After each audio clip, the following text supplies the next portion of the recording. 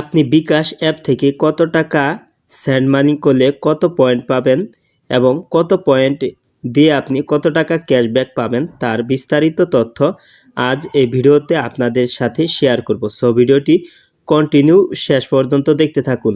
আর আপনি আমার এই চ্যানেলে নতুন ভিজিট করে থাকলে ফিহার টেক বিডি চ্যানেলটি সাবস্ক্রাইব করে পাশে বেল আইকনটি অ্যাক্টিভ করে দিন সবার আগে নতুন ভিডিওর নোটিফিকেশন পাওয়ার জন্য। তো চলুন ভিডিওটি শুরু করা যাক।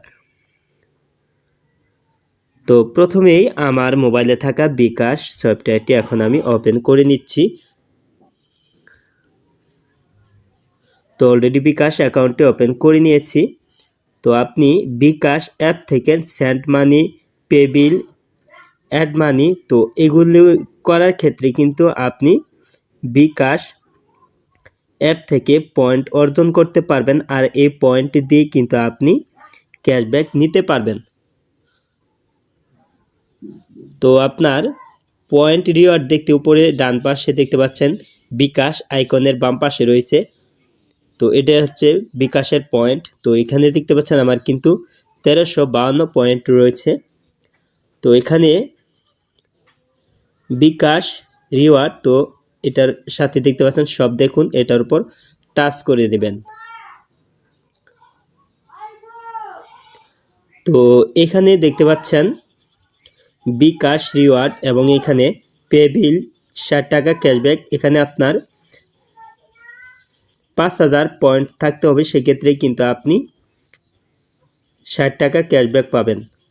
পেমেন্ট করার ক্ষেত্রে 70 টাকা ক্যাশব্যাক পাবেন, 5000 পয়েন্ট থাকতে হবে। তারপর এখানে আছে মোবাইল রিচার্জ 50 টাকা ক্যাশব্যাক।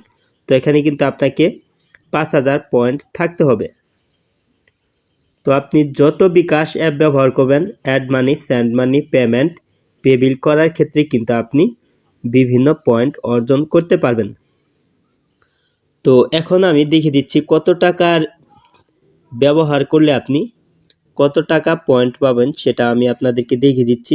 তো আপনি চাইলে কিন্তু আপনি এখানে নিচে দেখতে পাচ্ছেন পয়েন্ট বিবরণী, তো এটার উপর টাচ করলে কিন্তু এখান থেকে আপনি দেখতে পারবেন আপনি কত টাকা ব্যবহার করে আপনি কত পয়েন্ট পেয়েছেন। তো এখান থেকে কিন্তু সবগুলি দেখতে পারবেন, send money, cash out, add money এবং বিল পেমেন্ট এবং পেবিল করার ক্ষেত্রে কিন্তু আপনি এখান থেকে যে পয়েন্টগুলি পেয়েছেন সেগুলি কিন্তু এখান থেকে দেখতে পারবেন।